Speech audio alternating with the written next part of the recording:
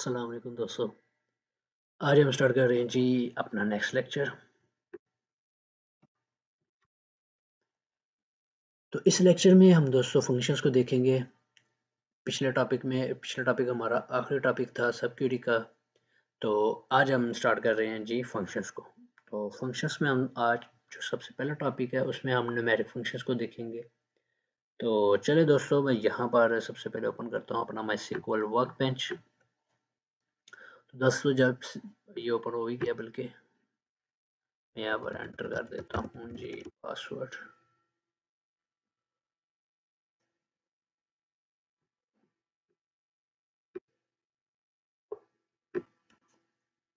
तो दोस्तों यहाँ पर मैंने अपने पास एक नई फाइल ओपन कर ली है। तो दोस्तों अगर आपने मीन्स के न्यूमेरिक फंक्शंस की लिस्ट देखनी हो तो आप गूगल पे जाके लिखें न्यूमेरिक फंक्शन इन MySQL। ठीक है, तो आपके पास MySQL की साइट का फर्स्ट लिंक आएगा या सेकंड लिंक आएगा, आप उस पर क्लिक करें तो आपके पास न्यूमेरिक फंक्शंस की पूरी लिस्ट अवेलेबल हो जाएगी। तो दोस्तों आज हम कुछ न्यूमेरिक फंक्शंस को देखते हैं जिनमें से मैंने क्या ये नाम यहाँ पे लिखा हूँ जी। सबसे पहले मैं लिखता हूँ जी एब्सोल्यूट फंक्शन, उसके बाद आ गया जी सीलिंग फंक्शन, और उसके बाद आ गया जी फ्लोर फंक्शन, और उसके बाद हम दे देते हैं जी राउंड फंक्शन,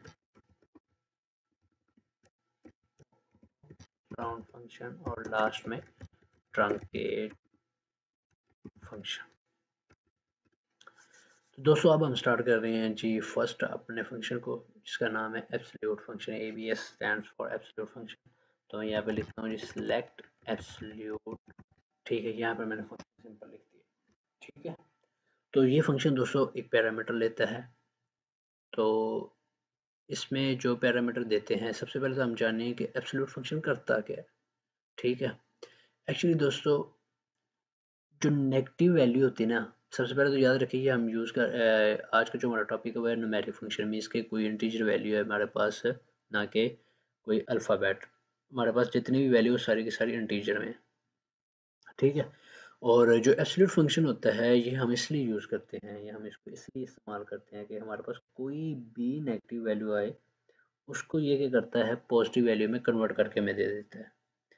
इसके हम एग्जांपल भी देख लेते हैं। ठीक है दोस्तों, मैं यहाँ पर एंटर करता हूँ सपोज दैट 254.3, और सेकंड चीज़ एज इट इज़ वैल्यू को हमारे प्रिंट करके दे देता है। मीन्स कि जो वैल्यू आ रही है वही वैल्यू ही हमें देता है। ठीक है, ना कोई ज़्यादा वैल्यू करता है ना कोई कम वैल्यू करता है। सिर्फ इसका मेन जो पर्पज़ होता है नेगेटिव वैल्यू को कन्वर्ट करता है पॉजिटिव वैल्यू में। ठीक है, मैं यहाँ पर इसकी क्यूरी को रन करता हूँ और आपको दिखाता हूँ जी। यहाँ पर ये देखें सेम एज इट इज़ वही वैल्यू। अब यहाँ पर मैं दोस्तों करता क्या हूँ जी, यहाँ पे लिख देता हूँ -254.032। मैं यहाँ पर इसको रन करता हूँ तो दोस्तों उसने क्या किया, दोबारा से उस नेगेटिव वैल्यू को कन्वर्ट किया पॉजिटिव में और हमें रिजल्ट दिखा दिया।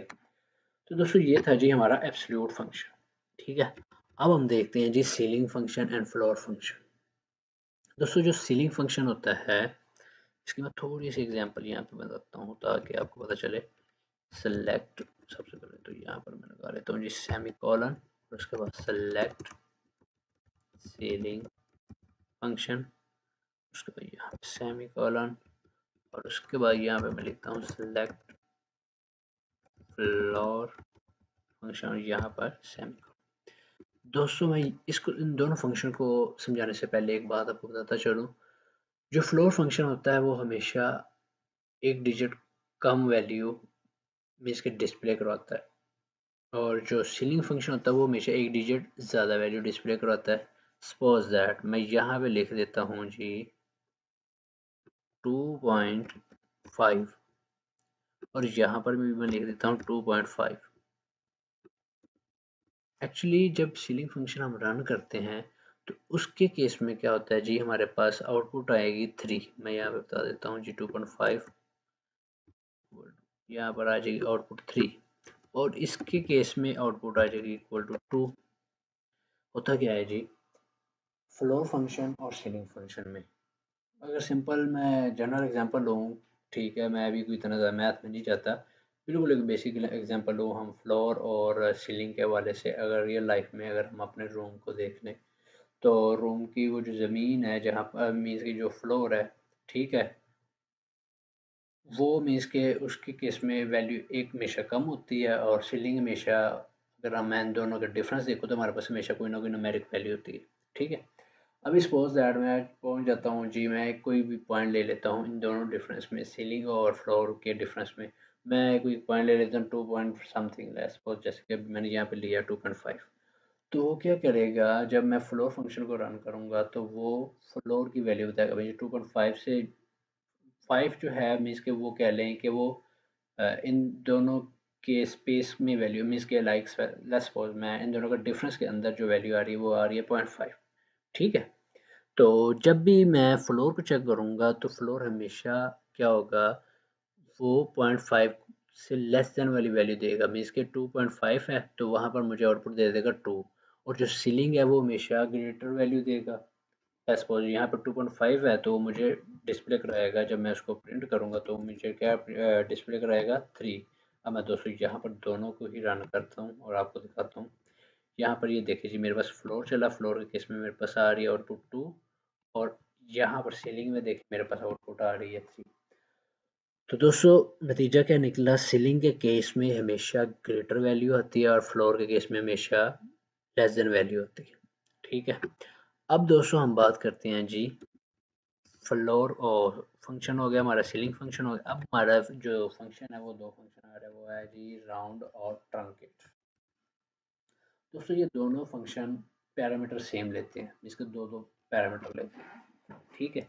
पहले में आप कह लें कि नंबर और दूसरे में रेंज कह लें या वैल्यू कह लें उसकी, कि वो कितनी रेंज दिखाना डिस्प्ले करवाना चाहता है नंबर की, या कह लें कि कितने डेसिमल नंबर वो डिस्प्ले करवाना चाहता है।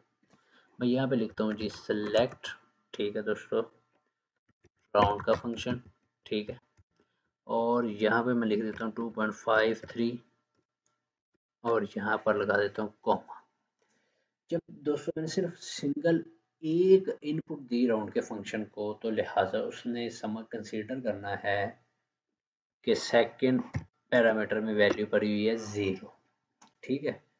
जब मैं 0 मीन्स के सेकंड पैरामीटर अगर नहीं दे रहा तो उसके केस में हमें वो आउटपुट दिखा देगा 2, ठीक है। यहाँ पर मैं अभी रन करके भी आपको दिखा देता हूँ। यहाँ पर आउटपुट आ रही है जी 3। हाउ इज पॉसिबल, एक मिनट जरा दोस्तों देख लेते हैं जी।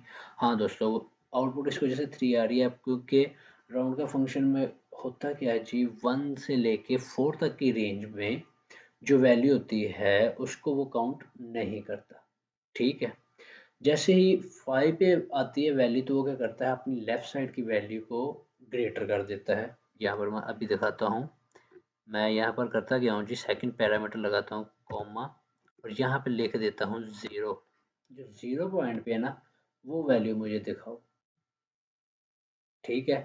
तो उसने 0 पॉइंट पे मुझे दिखा दिया 3। अब मैं कहता हूँ यहाँ पर जो 1 पॉइंट पे है ना वैल्यू, मीन्स के डेसिमल से जो 1 पॉइंट है उधर तक की मुझे वैल्यू दिखाओ।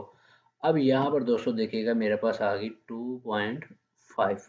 मैं कहता हूँ भाई जी, यहाँ पर आप 2.5 है ना जो, इसको मैं कर देता हूँ 2/3। अब मैं यहाँ पर से कहता हूँ 0 पॉइंट पे जो वैल्यू पड़ी है वो डिस्प्ले करके दिखाओ। तो यहाँ पर देखें अब दोस्तों मेरे पास आ गया 2, क्योंकि राउंड के केस में हमेशा याद रखें, जब भी हम राउंड फंक्शन को यूज़ करते हैं तो उसके केस में वैल्यू ग्रेटर देन होती है हमेशा लेफ्ट साइड की। किस बिना पे, जब उसकी वैल्यू जो राइट वाली है डेसिमल वाली पॉइंट से राइट साइड पे जो वैल्यू है वो अगर 1 और 4 से 4 के डिफरेंस में है वैल्यू, या 1 2 3 4 तक है, तो वो ग्रेटर देन नहीं करेगा, मीन्स के अपने लेफ्ट साइड की वैल्यू के साथ +1 नहीं करेगा। अगर तो वैल्यू आ जाती है 5 तो वो क्या करेगा, अपनी लेफ्ट वैल्यू को +1 कर देगा, जैसे कि राउंड फंक्शन हम शुरू से पढ़ते आए हैं, जैसे वो वर्क करता है, ठीक है दोस्तों। दोस्तों ये तो था जी राउंड फंक्शन, ठीक है। अब राउंड फंक्शन में देखें, ये तो बहुत ही पॉजिटिव मैंने एक एग्जांपल बता दी। अगर मैं यहाँ पे लिख देता हूँ -1, ठीक है, मैं यहाँ पे लिख देता हूँ -1।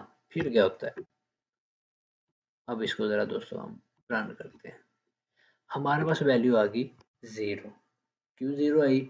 अब जब मैं -1 किया, 0 किया था, 0 के केस में पॉइंट से जो लेफ्ट में वैल्यू थी वो जस्ट पड़ा हुआ था 2। अब जब मैंने -1 किया तो ये 0 कैसे हुआ? एक्चुअली मैं इसकी थोड़ी सी कैलकुलेशन आपको बताता हूँ दोस्तों। एक्चुअली ये कैलकुलेशन होती है कैसे इसकी, मैं यहाँ पे लिख रहा हूँ जी 2.23, ठीक है, यहाँ पर एंटर मारता हूँ। अब यहाँ पर जब मैंने -1 किया तो इसने क्या किया, 2.23 कर दिया, सेम ये। अब इसका जब हम दोस्तों रिजल्ट निकालेंगे, ओहो, ये तो क्या रिजल्ट निकलेगा, 23 इटसेल्फ 0 आ जाएगा। मीन्स के 23 को करेंगे पॉइंट, ये तो सिंपल पॉइंट वाली को तो पहले वैल्यू को खत्म कर दो, उसके बाद 2 में से -2 करेंगे तो हमारे पास आउटपुट क्या आएगी, 0। ठीक है दोस्तों, तो इस वजह से इसने यहाँ पर आंसर क्या दिखाया मुझे, 0। अगर मैं यहाँ पे कर देता हूँ 3, अब क्या आंसर आएगा देखते हैं जी। हद तक अब यहाँ पर है 23, अब आंसर आएगा 20। कैसे 20 आएगा, यहाँ पर ये देख रहे हैं, यहाँ पर ये भी हम एक एग्जांपल सेट कर लेते हैं अपने लिए। मैं यहाँ 2 और यहाँ पे कर देता हूँ 3, ठीक है, और यहाँ पर भी हम ले लेते हैं 3। अब देखिए 3 इन द 0 और 2 साथ में आ जाएगा। अब यहाँ पर मैं इसको ज़रा दोस्तों रन कर देता हूँ, यहाँ पर देखिए 20, ठीक है। इसी तरह दोस्तों हमारे पास होता है जी ट्रंकेट, और ट्रंकेट की केस में सेम एज इट इज़ ये दोनों फंक्शन हमारे काम करते हैं। यहाँ पर मैं आपको एग्जांपल भी दिखा देता हूँ, ठीक है जी।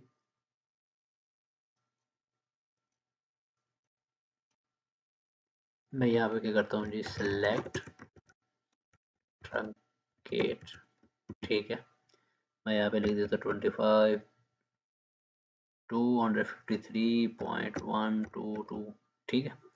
सबसे पहले तो इसको ज़रा रन करते हैं, यहाँ पे मैं लगा देता हूँ सेमीकोलन, ठीक है। इसके केस में दोस्तों जो 0 वाली वैल्यू है वो हमारे पास आ जाएगी। और यहाँ पर क्या आ रहा है जी, एरर कह रहा है, you have an error in your SQL, must manual data correspond to your manual data, what do you,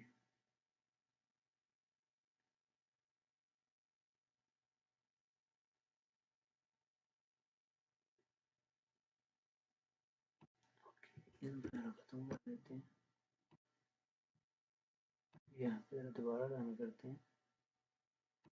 तो फिर कह रहे जी क्या दे न्यू सिंटैक्स है, इस चीज़ का एरर है, कह रहे हैं the manual that correspond to your MySQL server version for the right syntax to use near braces।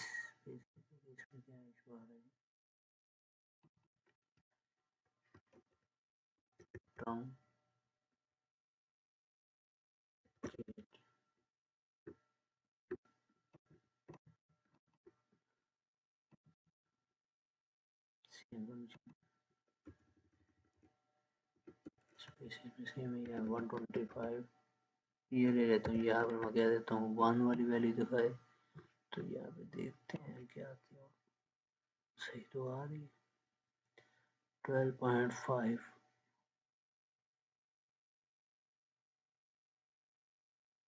अगर मैं यहाँ पर कह दूँ जी 0 के केस में दिखाओ मुझे, तो मेरे पास आनी चाहिए 12, ठीक है। तो दोस्तों ये दोनों फंक्शन एक्चुअली सेम होते हैं, ठीक है। वहाँ पर पता नहीं क्यों वो फर्स्ट टाइम एरर आ रहा था। खैर दोस्तों ये था जी आज का हमारा फर्स्ट टॉपिक फंक्शंस का, न्यूमेरिक फंक्शन का। आई होप सो आपको समझ आ चुकी, मीन्स के बहुत अच्छी तरह समझ आई होगी। अगर नहीं कोई भी आपका इस फंक्शंस के वाले से, न्यूमेरिक फंक्शंस के वाले से कोई क्वेश्चन हो तो आप ज़रूर कमेंट करें, ठीक है दोस्तों, मैं आपको ज़रूर आंसर करूँगा।